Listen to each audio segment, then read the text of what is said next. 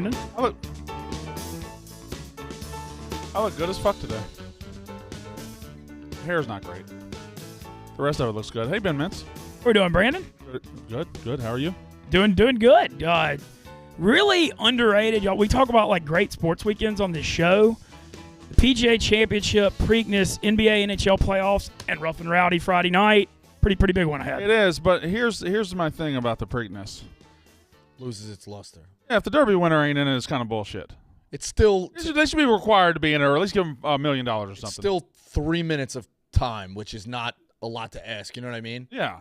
I feel like the Derby winner ought to be. Let's figure out a way to make sure we get the Derby winner in it always. I don't know why it wouldn't run a run, but it's we don't know horse racing. It's been explained to me just that it could be potentially detrimental. Worse, right? Yeah. To go and perform in that race and do poorly. Detrimental to its future stud fees and everything. Yes, that's how it was explained to me by people who know. But you're playing with house money at this point. You are, but I think don't these guys usually show up at Saratoga? No, the Belmont's a longer race, and so a lot of times they'll skip the Preakness to train for the Belmont because the Belmont's a different race because it's longer. Okay. That's the thing. Basically, how it was explained to me, they already hit the lotto with the stud fee. Like, why would you double down on it? Right. You already won. You won big. Yeah. Like, get out. You're up. Basically saying leave the blackjack table. You're up huge. I totally get that, but the what if to me though? I double down. Yeah. Oh yeah, like you have to know if you could win it. Well, I think it's easy to. I'm saying when you already won about as like you can't really. It's almost not going to get any better. That makes sense. It's like draft stock. Like you're already the number one pick. The chance of being a one hit wonder that wouldn't hurt the stud fee either. Like if I've got a female horse and I want to create a race horse, and you've got a horse that won one race and then you got scared. I don't know if I believe in the quality of that horse. I think that's fair. I don't know, just the way I don't know much about it, the way it was explained to me, people who know what they're talking about, that the risk, the juice probably isn't worth the squeeze. Right. You've already won big. I wouldn't want to be a teasing stallion. No. That would be awful. Yeah. You know what those are? Yeah. Come in and get the ladies hot and bothered, and then the thoroughbred comes in and does his business. Honestly, how I know it from is from Jackass. They have a scene where they have the horse, they think it's fucking the horse. Yeah. They slide almost like a pocket pussy in it, and it fucks the pocket pussy, and it comes, and the guy drinks the cum. Wow. That was a lot. Took a turn for. That was Jackass. So it always takes a turn, but I never watched that particular one. That was one of the movies.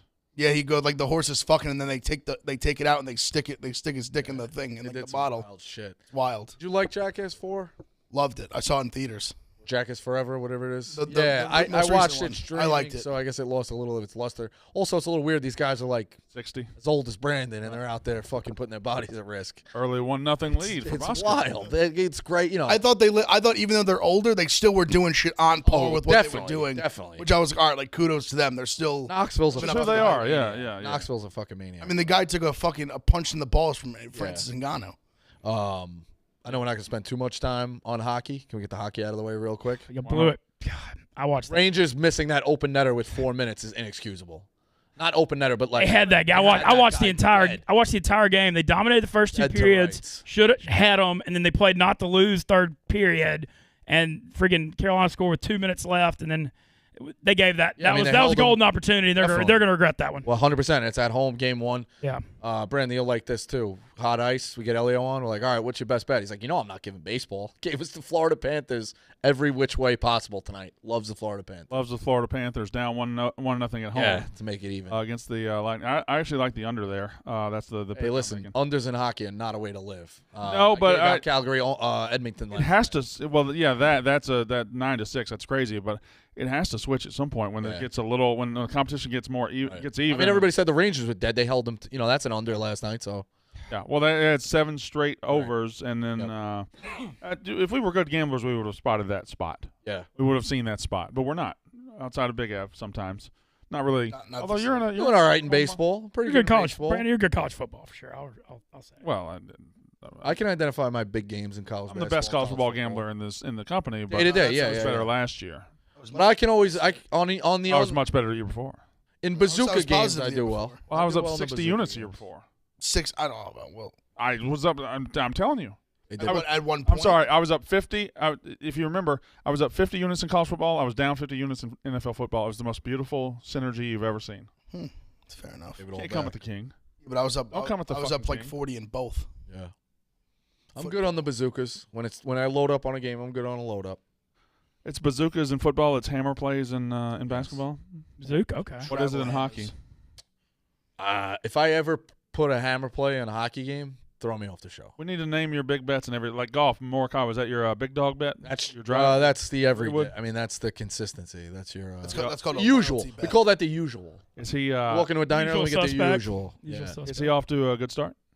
Tees off at 1:30. I'm about to pull up. Probably doesn't help I'll him pull the up weather. board right now. He's over. Yeah, everybody this morning was going low. Zalatoris Yeah. went out, but I think he bogeyed. I know Rory started hot too. Yep. Damn. Yeah, several Took people. Spieth head-to-head against Roy. Max Homa went out. Yep. Good. So I don't know what the standings are right now. I got John Rory, Daly's 2 Rory 4 under leading. Abraham Answer, D. Raleigh, both 3 under. Burmester, who I don't know, 3 under. Kirk, Burmeister. I think it's Burmester. John Daly had Burminster. It's 2 under. Yeah. Burma. That ain't gonna last though. He'll get to Saturday. He'll get tired. Shout out Daly. And Rory coming out. He Yeah. had a lot of momentum because he had that crazy final round in Augusta where he Yeah. ran up second. We're due for a good major. The majors have been bad recently. We need like 8 guys in contention. Mickelson winning this last year was pretty. When's the last time we had a real good major? Like Masters wasn't good. The last couple Masters hadn't been. Matsuyama won. Matsuyama ran away with Yeah, it ran last with it year. last year. Sucks when I nobody's. mean, like I said, Phil winning at 50 last year was pretty. Yeah, but the turn. What he's Honestly, saying is the Tiger Masters. yeah, that was Oh yeah, 19. There was a ton of guys in the race on Sunday. that was 3 years ago now. Yeah. 19. Yeah. They also golf should have a major on the West Coast, one out of every. At least I think one every year. What's their grass? Poana. No, but we talk about primetime golf. Yeah, that prime time. It's nothing. Father's Day weekend. You go with your dad, like hang out, like at a barbecue. You're going I there. can't really do that. Okay, that's not a shot though. For the general public, truthfully, it was not a shot. Primetime golf. I don't know. I think it's the right Remember thing when to Fox do. did it the first time? I believe they were in Washington. I think Spieth won that one. I thought that was the one. No, that was the one. DJ No, it was the putt? one. No, it was the one DJ choked. Yes. right, but didn't Spieth win it?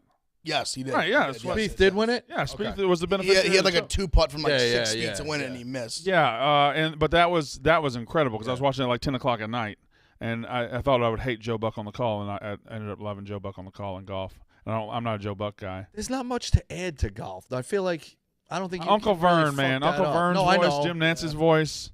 Something about I like Van Pelt even. The dude Cole, the dude who's like barely on the tour and off at Cole, I forgot his last name, is funny as hell on there now. He'll just talk about gambling and like take shots at people and stuff. He's I don't think there's a lot of flair to add to golf. You know what I mean? Like you kind of just set up the shots. you have to add wit. You have to add tongue in cheek. it's a good one-liner sport. For sure, but I think the opinion stuff in football and baseball that drives people nuts about Buck, I just don't see where that is in golf. Who are the two one-liner guys in golf? It was Gary McCord and David Faraday. Yeah. They're both one CBS, one. Or I don't think Faraday's on it. Didn't they do the voiceovers for Tiger Woods too? Was Maybe. that David Faraday, I think. Probably. I don't know. Are you on one today? I feel like you're on one. I feel like I got a lot of energy. Yeah, I've been in a good mood this week. Yeah. Really? Yeah, I mean, just a lot of energy. Yeah, it's been fun. The office has been great. It's nice to be a tourist in New York City, huh? It is, dude. I definitely feel like a stranger in my hometown, or whatever. But yeah, it's been fun, man. A lot going on. All right, we're going to get to 12:30. We take your calls. 888-STOOL-22. For 20 minutes, we will take your calls. 888-STOOL-22. 888-STOOL-22. We can talk picks. We can talk football. We can talk whatever you'd like to talk about. It was good time management. We got golf and hockey right out of the way. Yeah, and now we have 20 minutes to get these 3 topics in and then we'll. I'm a great time manager. Holden Nost is the guy's name. My bad. I think you're thinking of Colin Jost, the weekend update anchor. Staten Island resident. I don't know. People are texting me. It's Cold Nost. Who's texting you? Messaging me on Twitter. Okay, all right. That's why So just watching the show. nobody's awake in Louisiana yet. 11 a.m. You tweet out. I had a call. I'm gonna Actually, a work at couple of 11:30. my people texted. Can't wait to see Pick Central to see what Brandon specifically has to say about all this SEC safe and Jimbo stuff. Are they Ole Miss fans? No, it's just they're from Louisiana. Is that your topic? But- Is that on there? Oh yeah, it's on Okay. there. Oh yeah. I've been So- looking at my chops to talk about. Oh yeah. yeah. I have a take too. Jimbo. Real quick, you want me to be a friend today? The Mets have a day game, and Scherzer got hurt last night. Fair warning. You want to go out for lunch? I'm being your friend. Fair enough. That's a genuine friend. I don't think that it's not. It doesn't matter. Frank's on the way to West Virginia. Oh. I was going to say, I haven't seen the text. All right. Today. Yeah, he's on the way to West Virginia. All right. Either way, I should get a point for that. You can't get a point for something that didn't go in the basket. Fair. Didn't go in the basket. I also painted the picture on hot ice, but I didn't realize he wasn't here today. Yes. Yeah, no, he's not here. I riled him up like last week, and Ev goes, "What the fuck did you do that for?" I always I will never react to Frank. I always react to the person who riles him up. I'm like, what are you? Ev got really. What are you mad at doing? me. That was fresh off spinning back with his lost producer. Then I got Yeah, Frank in my it ear wasn't a good. about the 20 and 10 Mets. I'm like, Yeah, it wasn't a good friend. Yeah, it wasn't good. All right. The dozen trivia show starts Monday night on all the channels, YouTube, all that. So watch the dozen trivia show. Going to be fantastic. Great tournament. Incredible stuff. Worthy winner. I know. I'm not going to spoil it. I've said everything I'm going to say. That's it. I think I got away without saying anything. Watch the dozen. I think pound for pound the best product Barstool offers. That is my. And I will spoil nothing as well, but this tournament was just pure electricity, and there's tons of amazing moments. Very rare you can get a product that involves this many people in the office. Shout out Jeff D'Lo. 888-STOOL-22, 888-STOOL-22. So you can call in if you would like. We got Celtics Heat tonight.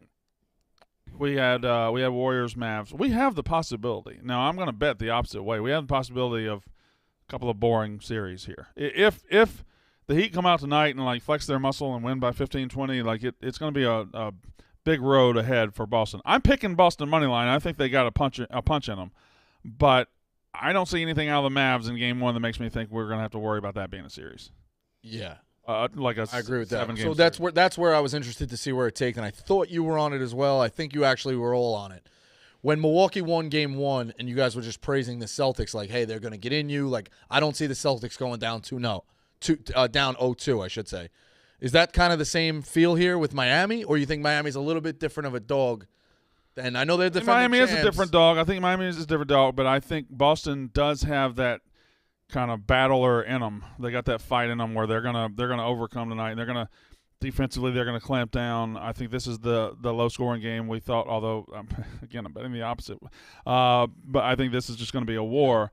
And I think Boston is equipped to win wars. And I think, I don't know, every time they've faced a situation where if they don't win this game, they're in real big trouble, they win the game in these playoffs. I actually think the other side. I think the Heat are going to win at home, but then Boston's going to fight back when they're at home. Is what I think's coming. Yeah, it's tough. Um, What's the status of Horford and Smart? out. I think out. Both out. And Derek White out now. He's having a kid. That's tough, man. So my my COVID plan is- shit for Horford is like, that's tough. You didn't see that one coming. I'm betting the Heat tonight, and I'm hoping the Heat win. They cover, and then I'm betting Celtics for the series. Yeah, I see that. I can see that logic. Okay. I bet they get up to at least probably over 200. They're plus 120 right now. probably more than that, yeah. That Down pressure 2-0. is tough, though. They're going to come back to the Garden. Smart's going to be back. Horford's going to be back. Atmosphere. I think they take 2 at home, and then bang, it's even. That's how I'm trying to approach. That's exactly how I feel. That's how I'm hoping. I'm betting the Heat tonight, so I'm hoping they pull it out tonight. I like it. All right. Last night, first of all, there are no bigger hypocrites in this world than big-time college football coaches. They're all full of shit. Every single one of them. Yours, his, especially his. They're all full of shit. They're all lying. They're all equipped and they're all adept at doing things behind the scenes to make sure that what you see on the field is as good as it can be. And it is a well-oiled machine at every single Division I school that has good football to make sure they're getting the right people playing football for them. They do what they got to do. Last night, the greatest college football coach of all time got up on stage and whined like a little crybaby bitch because somebody else is getting in line ahead of him for the groceries. Somebody else is in the checkout line first. And Jimbo Fisher, and he's not blameless here either. We live in a world where college football coaches have been living in secrecy for so long that they really haven't adapted to this new reality that people don't really care that players are getting paid. It's up to you now to adapt to this situation. Nick Saban basically said Texas A&M bought all their players for this recruiting class, and that's not the right way to do it. And we've never done anything like that at Alabama. Alabama has been one of the dirtiest programs in America for years and years and years and years and years, and will always be, because they want to win. They want to win as badly as anybody. And Nick Saban knows how to play the game. He's a fucking pro. He's the best at it. He's not the greatest coach of all time because he knows how to dial up a fucking blitz. He's the best coach of all time because he knows how to go get the guys. Got the horse. And when he gets them, he develops them. And when Jimbo Fisher signs a number 1 class and Saban sits up there whining about somebody buying the players, it's disingenuous. It's lying. It's bullshit. It's full of shit. That's the game you play now, but it's the game you guys have been playing internally for 40 goddamn years. He beat you. He beat you. He beat you to the recruits. Stop whining. Now on the other side, Jimbo does this hands up thing. What, us? No, we didn't. We didn't. Fuck you. Yeah, you did. Yeah, you did. Yeah, you did. I was interested. These are my takes. That they called each other out. First off, I thought they hate each other. I thought Saban was a little riled because he wasn't the best coach on that panel. That's nor here nor there. You have to deliver the joke because nobody knows who else was on the panel. Oh, I thought they knew the picture. Oates was sitting next to him. Blazer looked great. Oh, Jesus. That's near here, there. With that said, though, it is interesting to see that they kind of ratted each other out because it's almost like a robbery code. Right. Like they all know they're a gentleman's agreement. 100%. They all know they're stealing, and like that guy's going to be working for like the same thing we say about the NBA. Like it is interesting that he did call out A&M by name. Mm-hmm. That to me was what the interesting part is. Isn't also Dion involved in this? Okay, we're going to get to everything. Yeah, fine. I'm just Saban also he basically said Texas A&M is inducing these players by promising them NIL deals, and you're not supposed to give it to them until they get there. And that is, that rule has been bent and already gone in several different directions. But what Saban is saying is, we at Alabama do it right. We've set up the NIL things the right way, and we've done everything right. Okay, yeah, sure, that's great. You've got your paperwork done correctly now, but don't you dare try to insinuate somebody else is doing things the wrong way, cheating. If we opened up the books on any of these fucking teams, it would be disgusting. Big Ev, I haven't let you talk yet. So my take was a little different than yours on at least the Jimbo part. Maybe I didn't see the full clip. I didn't see as much of him kind of like putting his hands up like, well, we're innocent. I took his take as more like, if you want to dig up dead bodies, we can dig up dead bodies. Like if you want to talk skeletons in the closet, who the fuck are you, Nick Saban, to talk about skeletons in our closet? Like you got more skeletons than anybody. And Jimbo knows that better than anybody. So, I mean, that was more the way I took it. Maybe I didn't see the full clip. Like I didn't take it as him saying we're so innocent. I just took it as Nick Saban, like you said, being a little bitch and crying about it. I mean, when he's complaining about fucking, and listen, I obviously understand we have a relationship with Dion and Jackson State, but you're talking about HBCU stealing a recruit. Like, you just sound like such a poor sport. Like, you've just won everything forever. Everyone knows how dirty you are, even though there's no, like, on paper proof, blah, blah, blah. Like, we all know. Anyone with a brain knows. If you followed the game for years, you understand what goes on at all the big schools. I mean, for him to sit there and get up on stage and call out guys personally like A&M, for they beat them. I don't know if there's, obviously they don't like each other. They beat them last year. I don't know. It's just crazy for me, for him, like just so tone deaf, like zero self-awareness. How many times has Nick Saban swooped into the last minute and gotten a recruit that was going to go somewhere else out of a state, and then that guy gets to Alabama, has to transfer 3 years later because he never got playing time. The only other time, do y'all remember the only other time I remember Nick Saban like really bitching publicly like this was when the spread offense was changing the game and he lost a few games, and he was saying that was unfair with all the spread offense rules, and then he adapted. Let me be clear. He's the greatest coach of all time in college football. Without question. Without question. He's won in an era where you shouldn't be winning this much. Logo behind us. It's game time. Behind us. Is he secretly like worried about himself? Is he almost a little insecure? I know it's a crazy thing to say. Yeah, of course he's insecure. I think the most successful people in this world are insecure. Right. Not as insecure as you, but they are insecure 1-to-1. They are always driven. They never get complacent. He is insecure. Remember a couple years ago when he beat the holy shit out of somebody to open the season, and all we talked about was when Maria Taylor asked him, "What about the quarterbacks?" I'm not going to say it, so quit asking. Like he's being a dick for no reason. Like he's got that. He's got an insecure jerk inside of him that drives him to be the greatest coach ever. I mean, you talk about too, like A&M beat him, right? Who's the national champion? Georgia. Like the gap is NIL. These teams have like the ammo that he has. Like maybe it's not all going for him anymore. Like all the boxes are not checked. He's just he's getting towards the tail end. He's older. Like, he's a little worried. Like shit, I might not. You know what I mean? Like they're catching up. It's the race is close here. That's all. It's what I read of it too. Saban's salty because he finally lost A&M last year too. And Yeah, I think 100%. that's a huge part of it. I think. I don't know. You think there's like a coaching code they're breaking? You know how like there is. Yeah, 100%. That's what Saban the guy coaching 100%. code here is being shattered. 100%. And Saban is the dirtiest Saban one of did it all. first. Apparently, guy code's the most important thing in the fucking world to anybody ever. And then I think the shots at Deion are going to come back at a lot of people. Now, I don't know how good of an X's and O's coach Deion is. I'm not going to sit here and pretend that we have a small sample size, so I'm not going to pretend it. And I also do not have a friendship with Deion. I've talked to him maybe once. I do not have one at all with him. I'm not going to pretend. But Deion is tapping into something with recruits that is about more than money. And if you don't recognize that, then you're behind the times. And if you sit there and say Deion Sanders, he gave $1 million and that's how he got this kid, boy, man, like Deion's going to be able to go into these living rooms and say, see that? They think that you only can come to this HBCU because we're paying you. They don't know you like I do. And he's going to amass a team of 4 and 5 stars, and he's going to, in 2 years, 3 years, he's going to get hired by somebody. He's going to bring that army of 4 and 5 stars, and he's going to matter in college football soon. Right now at Jackson State, it's beginning. But if Saban wouldn't take shots at somebody if he didn't think they were something. And I feel like we're at the bottom of the Deion mountain here. I don't know where it's going. I don't know if it's going to erupt at some point, but you don't hear shots from a guy who's won 6 national titles and an HBCU coach. That's a weird punch. He sees the vision. He sees the vision. He sees it. But him saying this, I believe, will drive more players towards the vision. I think so too. I mean, 'cause you even see the Travis Hunter is the name of the player. He tweeted this morning. He's like $1 million. My mother's living a 3-bedroom with 5 kids. Right. Yeah. Like we're not. Where's the $1 million at? We talked about people it. were thinking that Barstool gave $1 million. That's lunacy. We talked a little bit about college basketball, and I think it works here too as well. It seems like it's being a young man's game. These guys aren't.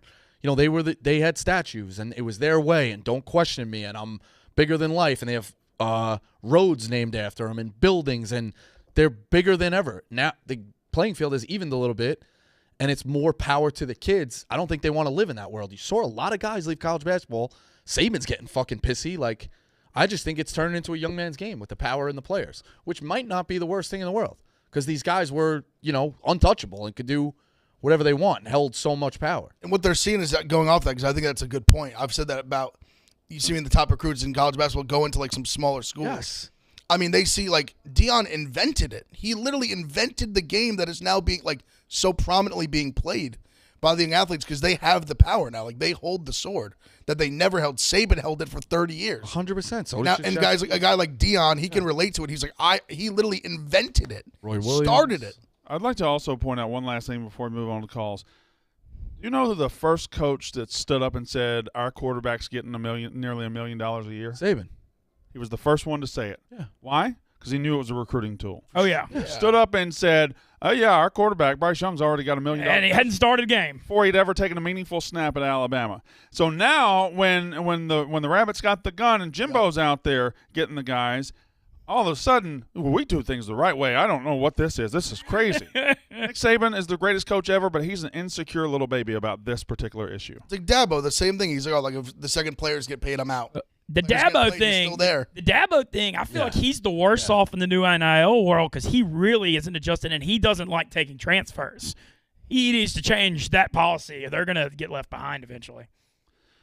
The thing about Dabo, the thing about Saban, the thing about Jimbo Fisher, the thing about these guys that have gotten to the top of the sport, what they say isn't real. It's true. Yep. What they say isn't real.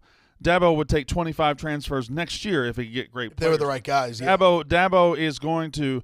Dabo has been able to look left, and while over here on the right, 5-star recruits were getting, happy things over here, and then he comes back like, all right, let's go win some games, boys. That's what Dabo's still going to do. That he's still going to tell you about Jesus. He's still going to be doing all that. He'll still be successful, but they're all full of shit. Every single one of them. Your guy, not mine. Of course, Lane just pouring gasoline on the fire on Twitter. Nobody gives a shit. Yeah. Oh man. Ryan Day just got a nice raise and extension. Did he? Yeah, $9.5 million he makes now a year. Interesting. I don't know, man. Don't you need to see All the guy's done is make the playoff. Like, what do you like? I know, but he's taken a playoff team and gotten them to the playoff. $9.5 million. You need to give me a fucking championship. He's working on. I mean, I think this might be the year. I think this is going to be the best chance we've had since he's been there. Well, I think this is an interesting year in college football where there's 2 elite teams, and then the rest of the country. Like Georgia's taking a step back. Clemson's not there anymore. But Ohio State and Alabama are both primed to peak this year at the same time. And I don't know how often they're primed to peak at the same time, but I just can't see a world where they're not playing for the national title, them two against each other. I can't see a world – I don't know Alabama's schedule off the top of my head. I can't see a world where Ohio State loses a game at all. I mean, I don't think so. I mean, we're going to be favored in every game. I think they're going to open up. We're 2 touchdown favorites over Notre Dame. September 3rd, they're going to beat the shit out of Notre Dame to open the season, and you got Michigan at home. Michigan State on the road, they're not anything to worry about, I don't think, this year. Notre Dame is a significant step back. Like, you're not even worried about those. I don't think they're a Not significant. really, especially in Ohio Stadium. That's fine. I'm just genuinely. I don't think Notre Dame's taking a significant step back. I just don't know if they're taking a step forward. And Ohio State is going to be loaded. I think the defense is going to be a lot better too. Ohio State. Fine. And they hired what might be the best defense coordinator in the country. I love that hire. No one's I'm ever excited. had good I'm defense excited at about Oklahoma State. That's that's been the problem in like the Day era. We haven't got the defense figured out. I think now we finally are. All right. I lied. I'm going 4 minutes early. No, I'll go 3 minutes early. Have you read that ad yet? I have not. Let's talk about Game Time. Created by fans for fans. NHL playoffs and NBA playoffs rolling. No better place to get a last-minute ticket than Game Time. It's a new ticketing app that makes it easier than ever to score last-minute deals on tickets to sports, concerts, and shows, and they guarantee you the lowest price. The purchase process takes just 2 taps and 10 seconds, and once you buy your tickets, they're delivered directly to your phone, no printer needed, which I've had a lot of problems with in the past. That's a really good move by them. The app also allows you to easily share tickets with friends via text so you can get into the game seamlessly. So skip the hassle and enjoy the moment because they have cracked the code on how to score deals on last-minute tickets, and they are the exclusive ticketing partner of Barstool Sports. Download the Game Time app. Last-minute tickets, lowest price guaranteed. Download the Game Time app and go to the account tab to create a login and redeem code CENTRAL for $20 off your first purchase. Download Game Time, last-minute tickets, lowest price, guaranteed. Oh, guaranteed. I know we were cursing today on the show. Yeah. A little take from the old Rock days, WWF. He always would guarantee. We will start with a guy I'm a little mad at, but he is still the boy, and he will go first. Mark in Philly, hello. Sup, fellas? I got on Brandon's side today, so I apologize for the Dak Prescott slander on Twitter. It was Dallas Cowboys slander and not Mississippi State slander. I'll call into the college football show later today. We'll discuss Will Rogers' Heisman candidacy for the year. I'll get out of the doghouse. Now, for tonight. Hold your take. Why are you apologizing? Stand by. You're That's my dick, man. Dude, he's a Philly fan. He's got to go with the Cowboys. No, but he said this is what he said. This is what he said. Somebody had a draft of the most likable players in the NFL. Somebody put Dak Prescott in the draft. And he quote tweeted it. He said, by the way, I don't even hate Dak. I don't think he's all that hateable, but he's also not at all likable. Dak Prescott's a wonderful human being. Just a great guy. I think he's down the middle. He's somewhere in the middle. He's just straight. I don't think anybody hates or loves. I think Dak Prescott's definitely not hateable. I don't think he's hateable. I had Dak on radio before he got drafted in Shreveport, and he couldn't have been nicer to me. And what the hell was I back then? Couldn't have been cooler. That's got to count for something. At least it does in my book. I will say I'm obviously a bit biased, like Mint said, as a Philly fan. I will say he did have the worst part of my take interview in, the history of their podcast. Well, that was Dan Marino.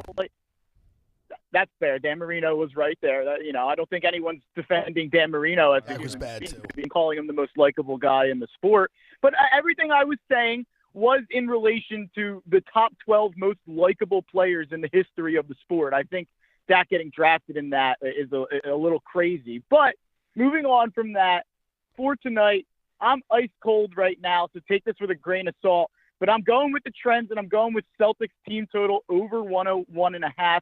Last game, they had their worst shooting quarter of the last 4 years of their franchise and still put up 107 in game one. And in fact, they've scored 107 plus in their last 5 playoff games, and they've only failed to score 102 plus over this number in 2 of their 12 playoff games and in 2 of their last 17 games dating back to the regular season. Marcus Smart is probable. Derek White is out.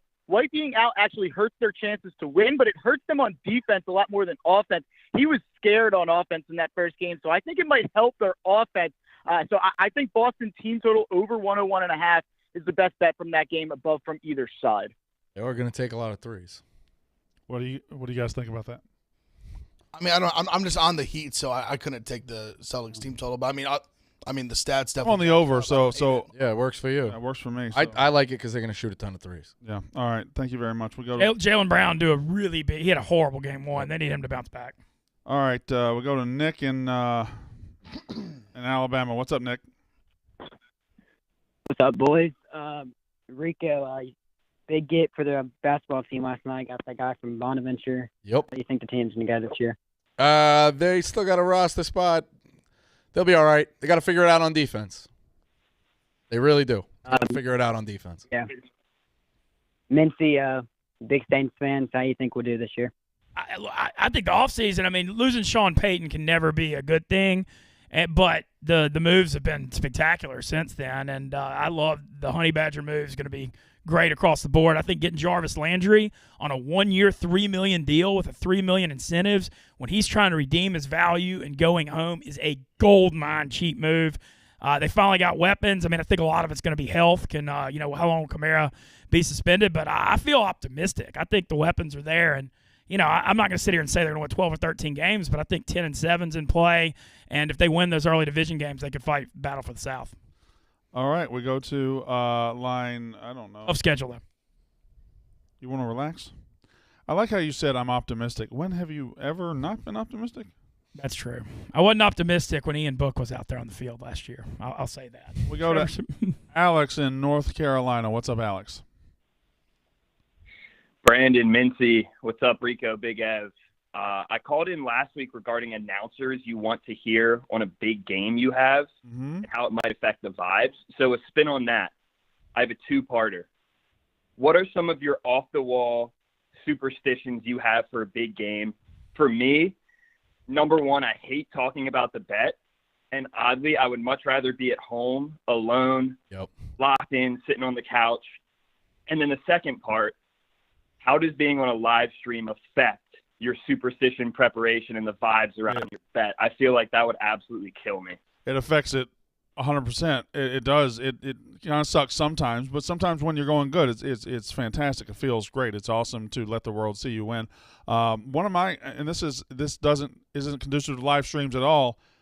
If I got a bet and it's either tight in the first quarter or if I'm a little down or maybe second quarter, I'm just not going to watch. I just need to have about a 15, 20-minute period where I just turn it off and I don't watch. Drives me insane. And I turn it off and I look elsewhere and then I come back and I'm like, okay. And it's like one of those like I just need something to turn it and that's what I do. Oh no, Can't do that? Complete opposite. You can't do that. And a lot of times I get the shits. I'm running to the bathroom with the phone. No, I can't not look away. I do that in basketball. I can't do it in football. Football, I gotta watch. Yeah. I can do it. I'm like, all right, I'm down 7-3. They got the ball. This is just bad. Let me. What's on Comedy Central? I got to get my mind or basketball. I do it all the time. Walk outside or something. One I have is when you bet unders. I hate it's not even fun to watch the game. It's like better to follow the box score and check it in because when you have unders, it's like the worst to cheer for nothing to happen. Yeah, it's just an awful, awful thing. And so that part's long. And then the other thing. I'm at a point now where when you're at a sports bar and the game doesn't have sound, I feel disconnected from the game if I don't have the sound on the game somewhere. I feel like that's a thing too. Big one with the multiple TV. It's got to have the sound. Have. Other than nervous thing too, it starts going bad. I start cleaning. I'm a messy person. Oh yeah, I'll clean. I start folding shit. I'll wash my TV. Oh yeah. Yeah, I'll scrub my TV. Yep. Start folding shit, pulling shit out of drawers. So, but are you the type? So me, for example, I said I do it when I watch basketball. If I turn it off and things start turning the right way, I will continue to not watch. Yeah, you have to. Yeah, you have to. All right, thank you. The other night I was it was a small bet. I was just doing it to do it, but it was the Rangers and it was Game 7 of the hockey series, and I'm watching it, and the Rangers went down 2-1, and I was like, fuck, my TV looks a little. And I went to start scrubbing. They scored a goal, and I'm just, it felt so fucking good. I was scrubbing my TV. My TV's so clean right now. God damn, my TV's clean. I don't think it'll ever be dirty again. And it wasn't dirty, but it was just an ice rink will show you how dirty your TV is. What do you use to clean the TV? Just glass cleaner, Windex, and a paper towel. Probably hurts the TV, but I went out and bought something. I'm which rich. is probably the same shit as Windex. Yeah, you bought Great Value glass cleaner. No, I bought the TV cleaner in the bottle, and it comes That's with the Windex. whole fucking thing. It's definitely Windex. It's Windex. Got duped. I can see where that. Hey, Marty. How we doing? Good. 5.3 miles away, hour and 10 minutes. That's how it is getting in the city right now. Rain. I watched the end of that coin. That was a wild stream yesterday. Yeah, no, that was I was watching it. That was What the pretty Coin wild. Boys do last night?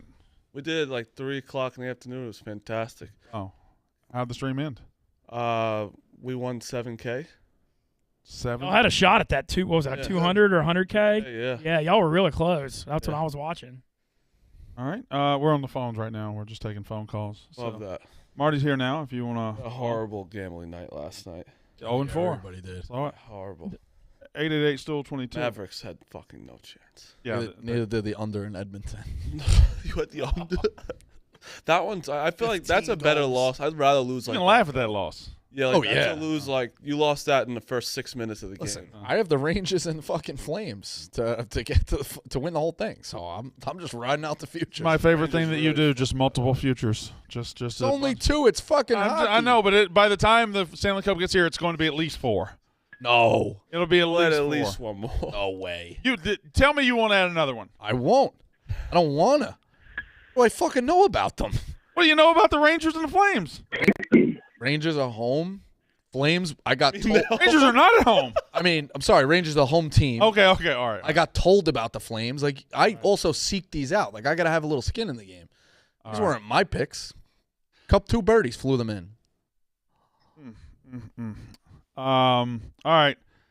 Let's go with Wolf in Missouri. Wolf. Hey, what's going on, fellas? I've got a pick tonight for the Blues Avalanche game. Now, Ryan O'Reilly has started off hot as shit through these playoffs. Out of the 7 games they've played, he scored in 6 of the games. 4 of them have been power play goals, 2 of them have been at full strength. I don't know why people haven't been talking about this more. I've been tailing him this whole playoffs, and he made me a shit ton of money. So Ryan O'Reilly, anytime goal scorer tonight, it's usually around sitting about plus 240. That's my pick for the night. All right. Thank you very much, Ryan O'Reilly. We're just hitting plus 240, 6 out of 7. It's pretty fucking good. Yeah, it is.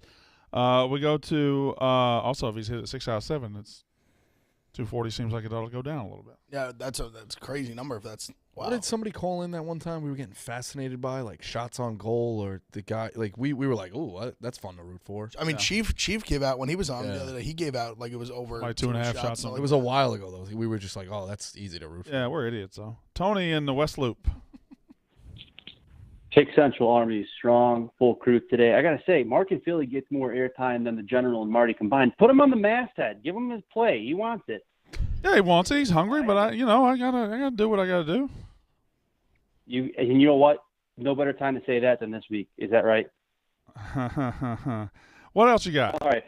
So I was going to say I had something for pucks, but I want to put a stamp on something. Yeah. Tyler Mahle and Quantrill of qualified starting pitchers, both in the top 10 or bottom 10 of expected fielder independent pitching. Both of them have more than 20 plate appearances against the other roster's current starting lineup. Both are above 330 in expected on-base average. First inning to score, yes, is even. That's my stamp. Put it on it, boys. Be good. I'll talk to you soon. What do they call that? The year fee? So yes runs first inning? Yes, first inning run. You're on the Guardians, right? Yeah, I'm on the Guardians. Well, I'm surprised we just done so well at just going straight to Guardians. I haven't. You're still behind a little bit? Yeah, I still can't get it. Oh. Like I almost don't want to bet them because I don't want to say it. I mean, as many slurs as I hear you say away from this show, you just you don't say Indians anymore. Good for you. Good for you. You couldn't end on a tie, huh? Oh well, gotta have some interesting. See if you can get a buzzer beater or something. Tie it up. Jeremy in Ohio. Hello, Jeremy. Jeremy. Dump him. J Rim. Dump him. No, just wait. I believe in people. I'm not you. Jeremy. Oh, you fucking idiot. Get off mute. Was he on mute?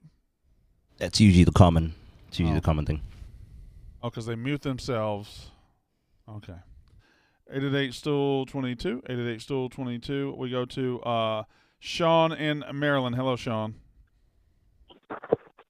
Guys, no, it's not Gassman Friday, but the boys are looking great today. And Brandon, for being the only one in the room not wearing a hat. Your hair is looking fantastic today. Thank you. Question I have for you guys is, why are we not seeing more things in college football move towards like bigger cities where they're stereotyped to be more money? So like the schools that are closer to them, like USC, you could see Texas making a little bit of progress, but not a ton. Like with all the money that's now going to be able to be out there, like why aren't the places that are supposed to have more money, more players? I don't think there's a connection in size of the place and the money of the school at all. Like A&M is not in a big place. A&M's got this huge endowment. It's all about the alumni base and booster money. The booster money it's not about the money in the general area. I don't know how to really articulate the best. Ben Mintz has a chance. I haven't articulated. My point is a lot of the big college things is they're the only game in town. You know, like a lot of times in L.A., you're competing with the pro sports. Tuscaloosa, Alabama, you're everything. I mean, and I think that's, you know, you see that in a lot of the big college towns. It's just all in. That's all everybody cares about. You're not competing with other stuff. It's not about the city money. It's about that sweet booster money. Texas LLC money. It's about T. Boone Pickens. It's about Bobby Louder down at Auburn. It's about whoever's the oil money in Texas A&M. There's 30 oil tycoons that just have stupid money. There's 12 farm families in Nebraska that run Nebraska's football program. They're nowhere near a big city. It's just I don't know. What percentage of boosters do you think are down to earth, or are they just old stuffed shirt? Zero. Really? It's that low? They zero. There's got to be a couple rich booster. guys A booster who is rich enough to affect a college football program is so in love with the smell of his or her own shit. The down to earth will left alone. They think they are bigger than the university. The Auburn people that tried to get that coach fired last year did it because they think they're bigger than the university. There is no such thing as a huge booster, a huge humble booster. Doesn't happen. I agree with Brandon. Because their point is that say booster puts up $5 million, like I'm more important than this guy. They're like if I'm putting $5 million into the program, I'm this. I guess I don't know enough about the very nature of giving your own money. Is that I'm fucking important. Correct. You're buying importance. Boom. That's what it is. Like I look at it like a guy like McConaughey who just fucking loves tech. Like he doesn't want the opinions. Yeah. He just wants to do that same thing. Wear the cool suit, hang out on the bench, tell guys to get up. Like it's like in like Friday Night Lights, like Buddy Garrity. Like you're like 100%. I'm the guy. Like I give him the money. I'm the guy. Yeah, I'm just like, amazed. You better take my opinion. Like I thought there'd be this much money. a handful of cool guys like it might be that just do it for the love. 0.0001. Like where there is that rich guy who doesn't actually care, but he just loves his school and it's like try and do something with it. I think it might depend on the scale of the school. I've met a lot of our boosters that I know, like the Towers couple could have named the practice facility after themselves. They named it after a player instead. Like they donated $20 million. So yeah, but they're from Jersey. They're so not. They're already not humble. They have no emotional or prior connection to Rutgers. They chose Rutgers as a school to be boosters for. Booster does sound like I don't know. A cool job in retirement, but I love them though. Yeah, but I want to buy a recruit. I would love to. Yeah, that's gonna be awesome. That's all. My whole goal is to get one recruit. Courtside seats every game. You're just traveling. I want one recruit to say. See players have to like laugh at you. Touchdown. That was mine. So like, can you like gotta listen to you about shooting? No joke. Like if say you are a rich guy, you don't need to go to work, and you just like decide to start recruiting for like in high school. Can you just you don't do that. What you do is you let the school know, hey, I'm willing to do anything to help the program. I'm doing willing, and nobody from school is going to call you, but at some point somebody's going to reach out and be like, hey, let's say we're in let's say we're Ohio State. I'm just using it because you said there's a kid up in Akron that you need to get to know. There's a kid up in Akron that we need to talk to. Yeah, but I'm saying for your own self, like you are like. I don't think you can go rogue. I don't think it works very well. I think if you're just like, I want this guy, like, hey, you go to whatever school you want, I'm going to give you $1 million as your NIL. Yeah. And you're basically like, that guy owes you. You're basically putting your money into his future. I love that. And he hopes to. So are you talking about where you have to be recruited as yourself as a booster? Like a spin? Like this is almost like a comedy movie. I could see like Will Ferrell taking this. I like this as well. You go find a kid in the weeds. You have him. He's locked up with you. But now these schools have to decide if they're going to be nice to you and recruit you. Yeah, it's like hey, where's my seat? What's my But merch? if you find a kid in the weeds, you don't need to pay him. You know what I'm saying? Yeah, but he's in the weeds for a reason. You pay him so it's concrete, like you own him. You can give him $100,000. You're saying this kid's coming with me regard. Like you ain't breaking us up. So when you try to do a backdoor deal on him, like I own him. You ain't paying him, but now you got to recruit us. And the school's got to see what's the best offer. That's a weird investment for him to make. Fair enough. I'm just saying hypothetically. It's not a sure thing. It's like what Rico does with the minor league baseball players with that follow. Yeah, few of them are out of the league now. Those investments. All right, Matt in California. Yeah, hi, first-time caller, long-time listener. I just wanted to know, I know this is a hypothetical because Saban's not leaving, but who do you think would supersede him or take his job if that position became open because I don't even of these new rules that he's not liking? That's the most unanswerable question out Who do you think could fill Saban's that, replacement? Dabo, easy. Dabo, done. Alabama guy. Yeah, I mean that's Dabo is the next guy at Alabama, and the fact that it's coinciding with Clemson coming down to earth a little bit last year, like Dabo's the next guy. Dabo is the only guy. There are a couple, maybe Jimbo's getting in that, but there's not many people that know how to play the game like Saban and get the guys. Kirby can do it. Jimbo can do it, and Dabo can do it. And by the way, what do these all have in common? They got Alabama ties. Dabo went and beat him too. So all right. Thank you very much. Actually, I'm sorry, Jimbo doesn't have Alabama ties. He coached for Saban at LSU. He has Saban ties. We go to Clayton in California. We're hot in California right now. What's up, Clayton? Hey guys, big fan of the show. Thank you. I was just calling to bring up the Jimbo and Saban thing, and it's hard for me to buy into Jimbo's holier than thou approach when he was letting Jameis run wild and do whatever he wanted at Florida State and then was playing on Saturdays. Obviously, all these big schools cheat and do whatever they can to get the top recruits, but I just thought he came across as fake and like corny as fuck. Well, that's the thing. They're all fake.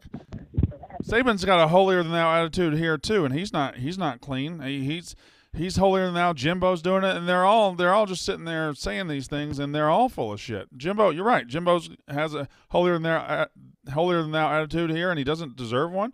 He's got stuff in his past that just doesn't imply that he should have that, and you're absolutely right. Jimbo had Jameis's back, though. I thought a lot of that stuff was pretty overblown. I mean, there was some overblown. I mean, wait a minute. I don't fully see the correlation of like that and Jameis. No, wait a minute. Okay, there was some of that was overblown, but if there hadn't been the fucking sexual assault scandal in the first place, yeah, that's fair. That opened the fucking door. Yeah, you got to be on thin ice. Right. So obviously anything you do now is so. You can have his back, but there's a fucking reason Jameis Winston was and Saban. He was from Alabama, and Saban did not even sniff him in recruiting, and he was a 5-star. Saban didn't go after Jameis. No, but wasn't he? I thought the rumor was that Jameis was the first one he ever went and saw in person. I don't know. Well, he decided. I know that they backed off. Like that was like a thing. Because I'm pretty sure I read a story that Jameis was like he was so good. Saban actually went and saw him like at a high school game. He had never done that for anybody. He personally went to his high school field and watched him play. I feel like he's gone. I don't know if that story's true, but I feel like Saban's probably gone to see a lot of people in person. So what I read was that he actually went like physically to the game. Like obviously he's been to a ton of guys' living rooms and all that. That's the thing now. Well, it is harder to people go just get see guys in helicoptered into person. games. Yeah, all the that's time right. on Friday. The thing in the South right now is helicopters. Yeah, everybody just goes. They'll hit two or three games on Friday, and you'll be in second quarter, and all of a sudden you hear a helicopter, and you see it land behind the field house. I know Kirby went to a Justin Fields game. He went and saw him play in high school. This is not uncommon. This happens a lot. No, I understand. Yeah, like Ryan Day probably goes every Friday night somewhere. But I'm saying it was something I read a while ago that Saban didn't do that, and he did it for What I got out of today was that I mean every coach cheats. Every coach has tried to cheat. Especially Nate Oates. I think it's now like they all think that they cheated less than the other people, and they start to get mad when someone else calls them out. No, I don't think that's right. I think it's kind of right. I think they cheat. I cheat. I know you cheat. You beat me for that recruit. Fuck you. I'm sad, and I'm going to say something about it. Yeah. I don't know if you cheated more. You just beat me. Like I guess that is implying cheated more. A lot of people, I feel like they're like we're such a clean program, but like it's like they had other people cheat for them, and they're like they haven't technically done it themselves or something. Like I don't know. Are you picking your belly button? No. Look at that bruise. That from Saturday. The wrestling match. I was. You know what's sad about it, Marty? What's that? I'm so fat I didn't even see this bruise until like Just found it. Yeah. Just down there. All right, let's get a couple more calls. There wasn't a lot of funny parts of that Jameis thing, but the two things that were ridiculous in that was when he suited up and Jimbo had to be like, dude, you're not playing. Suspended, yeah. Fully. And the other thing was him to make that joke of, like, right in the pussy. Yeah, Right in the pussy. 3 years later. 3 fucking years. It was like, dude, you're this is the oldest joke in the book. You fucking yelled at in the I think he's just a cafeteria? 19-year-old goofball. I know, but even then, it's like, dude, that's played out. Whatever. He's a All right. wild dude. We'll go to Landon in Georgia. Hey, what's up, boss? How you guys doing today? Good. What's going on? I've got a question about just Georgia football. With all this Nick Saban and Jimbo crap, where do you guys see Georgia in the next 5 years? I mean, they've arrived. I think they'll be a constant national title contender. I don't know if they'll be a serious threat this year, but next year they'll be right back once they restock the defense with 12 first-round picks and get them a little experience. They'll be right back. He recruits it to he buys too good of groceries to not give you a delicious meal. I think you're gonna. You're damn good. You're damn right, brother. You're gonna be eating good for a while. No, they're here to stay for Everybody's cheating, man. Why are they talking about it was cheating? Everybody's cheating, man. Yeah, it's almost to the point. It's not really cheating because everybody's doing knows, it. yeah. That's what Saban's just being a little It's a- crybaby about it. I think Bowling Damn Green right. runs a pretty clean program given their results. You think who does? Bowling Green. Beat They run- Minnesota last year. Well, that's PJ Fleck being in the graveyard. Beat a Big Ten team. I don't think they're paying people. You think the Mets are fucked? Yeah. Sad. I think they're fine. I think they'll be fine too. Scherzer's out for a Well, while. but- If they lose how today, long? I think they'll be fine. I don't know. He hurt his ass and he kind of went like this. Little or we don't. He said it it's tightened left up. side. He said he What mouthed happened something. yesterday? Yeah. He said that. Well, I'll read this tweet. Why? What are you laughing at? Max Scherzer does indeed have an oblique injury. That injury can have a wide variance from a time missed. No Right. official word yet, but it could take a month or. Well, I mean, the other thing is just like Frank's tweet. There goes the season. right. They didn't release DeGrom's MRI. Like so the whole. I convinced myself. I talked myself into being like Scherzer can go win your World Series by himself. Even if we don't get DeGrom back. Now you're talking about losing the both of them. I don't think Bassett can go win. Yeah, but you're not losing them for September. You're losing them for fucking. See, yeah, I mean, but he's June. damaged car. Like they don't come back. He re-aggravates it. He goes back out. We saw it with DeGrom. Like if you just play, saying. if you play 500 baseball between now and the end of June, you're in first place. You're still in first place at the end of June. Most likely. You don't think the Braves? You don't think the No, Braves? the Braves You're are so far ahead of the Braves right now. Like they'd have to go on 6 such or a 7. tear. Yeah, I don't buy the Phillies. You're right. Not to bring this about the Like Yankees. Nationals stink. The Yankees are 28-9, and they were 7-6. That's crazy. We've won 21 to 24. Sick. That's actually not. Judges They're also would be setting up, great. and I'm not taking a shot at the Yankees at all, but the Rays are just sitting there, right in Now their they're wake. playing great. Oh yeah. Right. Well, Just the thing is, no one's like, saying nothing. skiing right behind them. Yankees are doing what they have to do to these shitty teams, and they usually don't. So the next couple series is going to be tough. They'll go get somebody too. They'll 100% go get. Oh, Somebody. for sure. I mean, the Mets right now are 6 games up on the Phillies. They're 25-14. You play 500 baseball. Yeah. Still 11 games over 500. Now, if you go below that, I don't think. Fair, but it's like we talked about, like how Dan kind of talks about the Bears limping into the NFL playoffs. Like, yeah, okay, we made the playoffs, but we don't have the horses to win. Baseball's so I got you. fucking But long. I just don't think you have the horses to win the whole thing. That's Bears also really that's all. haven't made the playoffs in so long. Like that's a good thing. 100%. Like us making the playoffs now is like, all right, fucking win something. You can't just keep. Yeah. making it. All right, 888-STOOL-22. Thank you for calling. I don't know why I said that. I'm not taking any more calls. Thank you for everybody that was on the line, didn't get in. I appreciate you listening. I appreciate you watching. I appreciate you participating. Thank you very much. Marty appreciates it. Big Ev appreciates it. Ben Mintz appreciates it. So we will go to picks right now. We will go with, let's see. Why don't we get crazy here? Mintz, why don't you lead us off? All right, I did few PGA championships. I have John Rahm, Shane Lowry, and Sam Burns. I had Spieth over Rory, which looks bad, and I had Cam Smith tonight. I got the Heat first half and game, and whenever the college baseball lines come out, I'm back in Ole Miss because we've won 6 in a row with Dylan DeLucia on the Friday.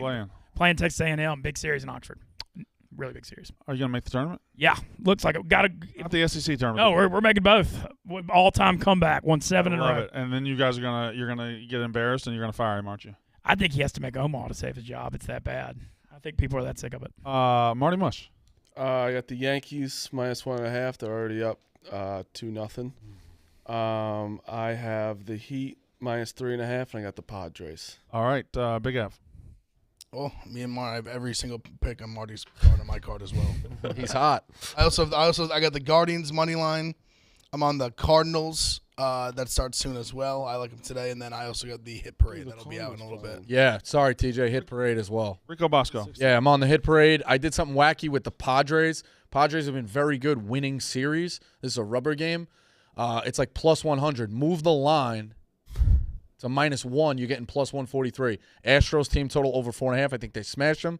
Mets Yankees money line parlay is plus money, and the Hit Parade. I'm adding the Cardinals to my card. That's a crazy line. Okay, I have got. I guess I'm the only guy in the company who believes in the Boston Celtics. I've got the Celtics money line tonight. Celtics money line and the over. I think they're going to come out and score. And then I have Panthers Lightning under 6.5. And here's my logic there. There is none. I just think it's going to go. I'm just betting. Elio loves the Panthers for what it's worth. I'm going to take the Panthers because of what Elio. Elio loves them. Elio has not been great recently. It's 2-0 last night. No. Okay. No, I'm just saying. You got to present both sides of the coin. Fair. All right. Good show, boys.